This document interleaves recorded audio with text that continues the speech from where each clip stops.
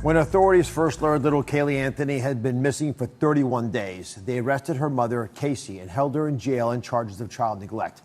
But after a month, she was released to await trial. Private investigator Rob Dick was on the bounty hunting team who guarded Casey Anthony when she was out on a $500,000 bail. He joins us now. Rob, why did you have to guard Casey?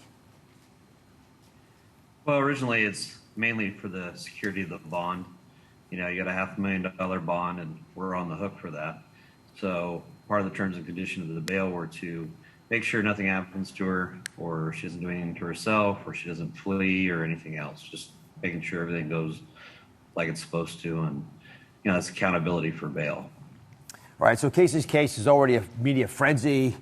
Even before she was released, she's still months away from, and we all are, from finding Caylee's remains. And I am just curious about this, very deliberately asking, what was the very first question she asked her parents when she got home? The very first question out of her mouth was, what was for dinner? Literally. Literally, yeah. You know, it's an emotional scene with the parents. You know, George and Cindy are there. Cindy's crying. She hasn't seen her daughter physically, you know, in front of her for 30 days. And all Casey cared about was what was for dinner. Oh, my goodness. There was another incident I know that you've discussed with our team about chicken wings that you believe revealed Casey's true nature. Would you be willing to share that with the audience? Yeah, you know, the whole time that we were with her, it was all about Casey. You know, she was just enjoying the spotlight.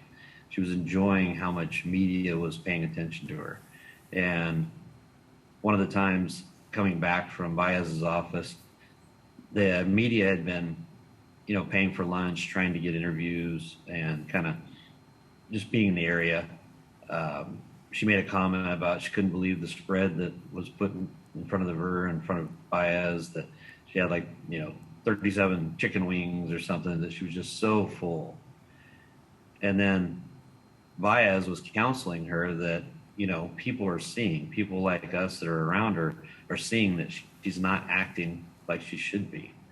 And so the very next morning, you know, she's acting a little different, feeling like, oh, I'm not feeling very good, my stomach hurts. And I asked her what's wrong, and she said, oh, I'm just so upset, you know, I haven't eaten in a few days, and it's just, you know, it's really getting to me. You know, and to myself, I'm thinking, really? You can't even remember that just yesterday, you know, you were talking about how much you ate and how full you were? She wasn't the greatest actor.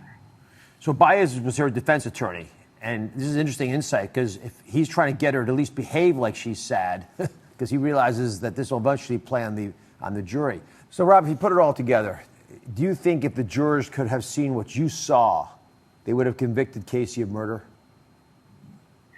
Yeah, it was shocking in the trial because it was a complete different thing that we saw.